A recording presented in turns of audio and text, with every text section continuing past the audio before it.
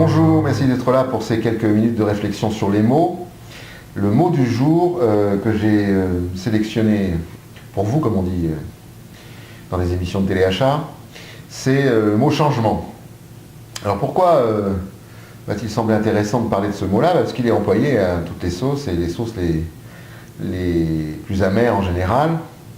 Il est employé pour dire que le monde change. Si vous écoutez les publicités, il y a des publicités qui disent « le monde change, nous changeons avec lui », enfin, etc. etc. Il est invoqué, pour ce que je sais en tous les cas, dans les entreprises sans arrêt. Il faut changer, il y a une injonction du changement terrible, il faut changer pour s'adapter. Si vous avez vu la vidéo sur l'adaptation, vous comprendrez de quoi je parle. Et je pense qu'il faudrait quand même revenir à des choses plus, j'allais dire, sans changement, juste pour qu'on s'interroge sur celui-ci. Alors d'abord, est-ce qu'il y a des choses qui ne changent pas? Probablement. Le détour étymologique ne nous apporte pas grand-chose, puisque ça vient du latin cambiare, qui voulait dire échanger. Donc c'était un échange marchand. Donc on donnait quelque chose pour obtenir quelque chose en échange. Donc ça ne va pas nous apporter grand-chose.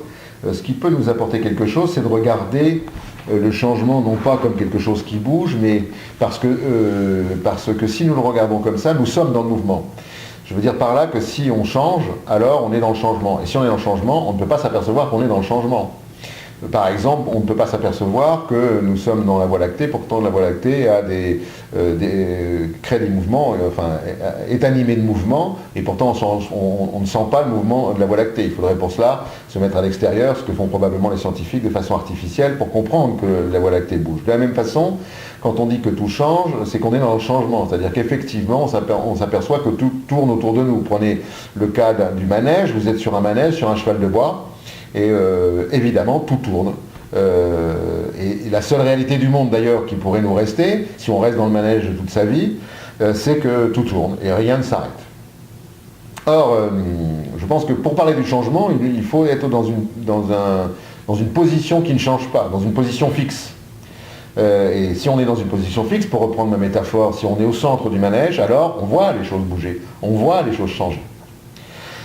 Et je pense que le monde et notre vie est animé de la même façon qu'un manège. Il y a des points fixes, que j'appellerais des points invariants, et puis il y a des points qui varient. Et si on veut savoir ce qui varie, il vaut mieux ne pas bouger.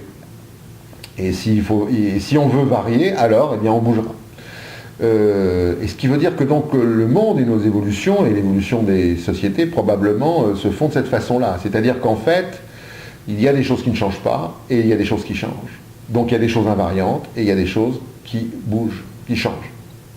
Je vais tenter, alors j'ai pris la métaphore du manège, mais on va prendre peut-être un exemple dans l'histoire.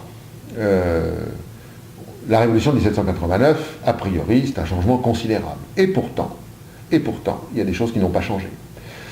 Qu'est-ce qui n'a pas changé? C'est la propriété. Qu'est-ce qui a changé? Ceux qui possèdent. Mais la propriété reste un invariant. Il y a une phrase qui me revient en vous parlant, qui est un extrait d'un dialogue du Guépard, du film Le Guépard. Et il y a je crois que c'est Burt Lancaster qui dit à Alain Delon, tout change pour que rien ne change. Ça veut dire, ça n'a pas l'air un paradoxe ou une figure de style. Ça veut dire que, si on prend l'exemple de la Révolution française, pour que la propriété ne change pas, alors il faut changer ceux qui la détiennent. J'espère que j'ai été clair. Et c'est pour ça que je vous donne un autre exemple.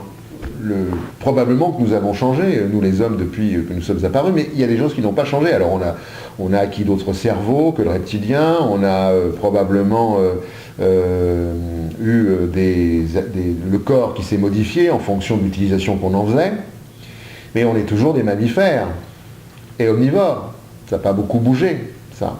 Si vous prenez par exemple l'évolution des dinosaures, pour ceux qui ont survécu, ils faisaient quelques tonnes à l'époque où ils étaient les maîtres du monde, et aujourd'hui c'est des oiseaux plus ou moins. Hein. Donc effectivement il y a un sacré changement. Hein. Les poules n'ont plus de dents, pour le dire autrement.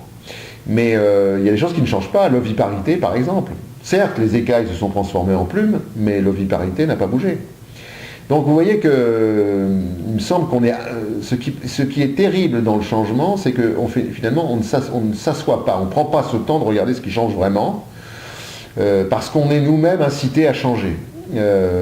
Et la grande phrase que vous entendez aujourd'hui, quand les changements qui nous sont proposés ne nous conviennent pas, consiste à dire on est des résistants au changement. Je remercierai toujours dans la France de 1940, 42 et jusqu'en 45, ceux qui n'ont pas admis le changement de l'occupation allemande et qui ont résisté.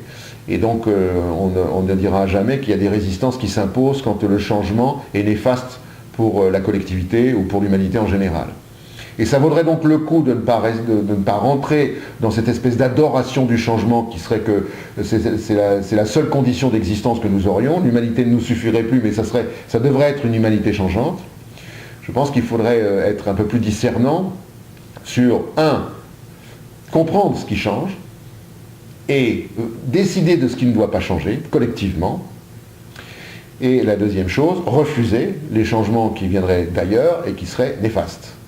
C'est pour ça qu'on ne peut pas être tout le temps dans le mouvement du changement, ça serait s'aveugler, et que une des bonnes positions, me semble-t-il, d'observation de notre vie et du monde qui en est le cadre, c'est de rester aussi dans des périodes où nous ne changeons pas pour regarder autour de nous ce qui change et en juger.